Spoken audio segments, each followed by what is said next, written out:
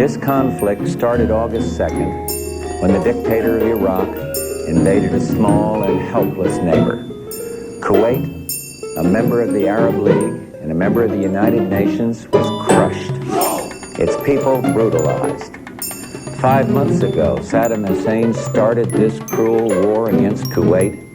Tonight, the battle has been joined. This military action, taken in accord with United Nations resolutions and with the consent of the United States Congress, follows months of constant and virtually endless diplomatic activity on the part of the United Nations, the United States, and many, many other countries. Arab leaders sought what became known as an Arab solution, only to conclude that Saddam Hussein was unwilling to leave Kuwait. Others traveled to Baghdad in a variety of efforts to restore peace and justice. Our Secretary of State, James Baker, held an historic meeting in Geneva, only to be totally rebuffed. This past weekend, in a last-ditch effort, the Secretary General of the United Nations went to the Middle East with peace in his heart, his second such mission, and he came back from Baghdad with no progress at all in getting Saddam Hussein to withdraw from Kuwait. Now, the 28 countries with forces in the Gulf area have exhausted all reasonable efforts to reach a peaceful resolution, have no choice but to drive Saddam from Kuwait by force. We will not fail. As I report to you, air attacks are underway against military targets in Iraq. We are determined to knock out Saddam Hussein's nuclear bomb potential. We will also destroy his chemical weapons facilities. Much of Saddam's artillery and tanks will be destroyed. Our operations are designed to best protect the lives of all the coalition forces by targeting Saddam's vast military arsenal. Initial reports from General Schwarzkopf are that our operations are proceeding according to plan. Our objectives are clear. Saddam Hussein's forces will leave Kuwait. The legitimate government of Kuwait will be restored to its rightful place, and Kuwait will once again be free. Iraq will eventually comply with all relevant United Nations resolutions, and then, when peace is restored, it is our hope that Iraq will live as a peaceful and cooperative member of the family of nations, thus enhancing the security and stability of the Gulf. Some may ask, why act now? Why not wait? The answer is clear. The world could wait no longer. Sanctions, though having some effect, showed no signs of accomplishing their objective.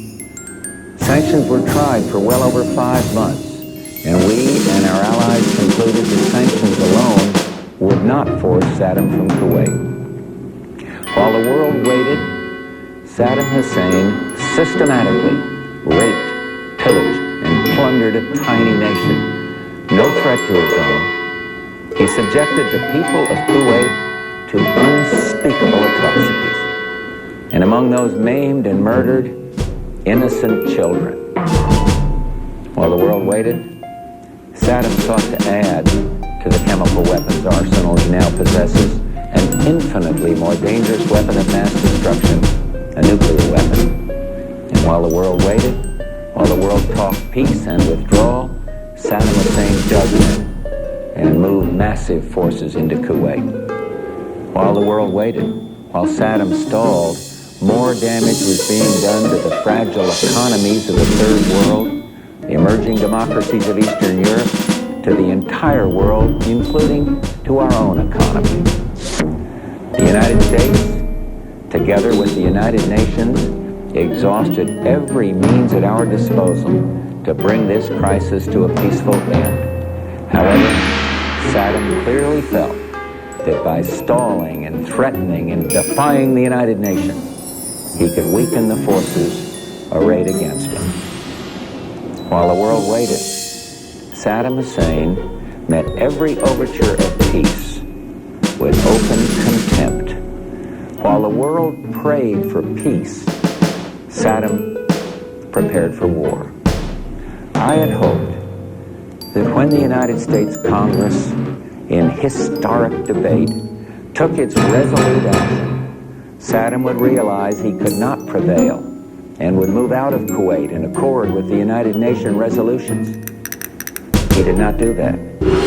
Instead, he remained intransigent, certain that time was on his side. Saddam was warned over and over again to comply with the will of the United Nations, leave Kuwait or be driven out. Saddam has arrogantly rejected all warnings. Instead, he tried to make this a dispute between Iraq and the United States of America. Well, he failed. Tonight, 28 nations, countries from 5 continents, Europe and Asia, Africa, and the Arab League, have forces in the Gulf area standing shoulder to shoulder against Saddam Hussein. These countries had hoped the use of force could be avoided. Regrettably, we now believe that only force will make him leave. Prior to ordering our forces into battle, I instructed our military commanders to take every necessary step to prevail as quickly as possible and with the greatest degree of protection possible for American and Allied servicemen and women. I've told the American people before that this will not be another Vietnam. And I repeat this here tonight.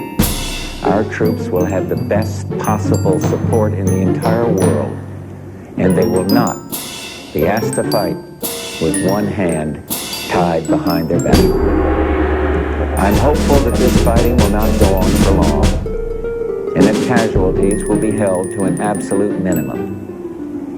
This is an historic moment. We have in this past year made great progress in ending the long era of conflict and Cold War. We have before us the opportunity to forge for ourselves and for future generations a new world order, a world where the rule of law, not the law of the jungle, governs the conduct of nations.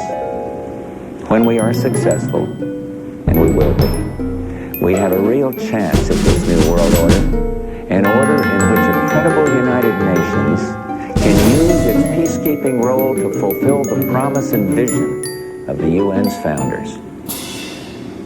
We have no argument with the people of Iraq. Indeed, for the innocents caught in this conflict, I pray for their safety. Our goal is not the conquest of Iraq. It is the liberation of Kuwait. It is my hope that somehow the Iraqi people can, even now, convince their dictator that he must lay down his arms, leave Kuwait, and let Iraq itself rejoin the family of peace-loving nations. Thomas Paine wrote many years ago, "These are the times that try men's souls." Those well-known words are so very true today.